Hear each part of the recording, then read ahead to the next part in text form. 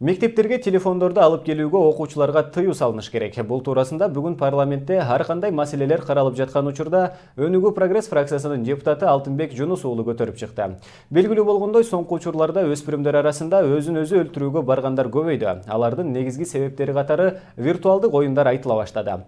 Парламентте каралган ушул жана башка маселелер туурасында кабарчыбыздын сюжети. Интернеттеги көк кит, сен оюндасың, өлүм тобу, тынч үй сыяктуу суицидке үндөгөн оюндар Кыргызстанга социалдык тармактар аркылуу Орусиядан келгендиги кабарланууда. Өспүрүмдөрдү өлүмгө түртүп жаткан бул виртуалдык оюн бүгүн жогорку кеңеште дагы көтөрүлдү.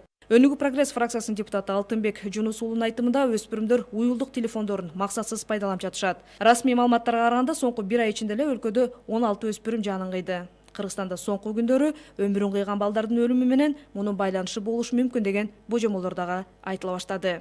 Муну менен эле катар парламентте ар кандай маселелер каралып жаткан кезде улгайган адамдарга жеңилдиктерди көрсөтүү маселеси дагы көтөрүлдү. Жогорку кеңештин Өнүгүү прогресс фракциясынын депутаты Тазабек Икрамов улгайган адамдарга жылуулук, электр энергиясындагы жеңилдиктерди көрсөтүү боюнча 12-бирине такыр иштебей жаткандыгын айтты.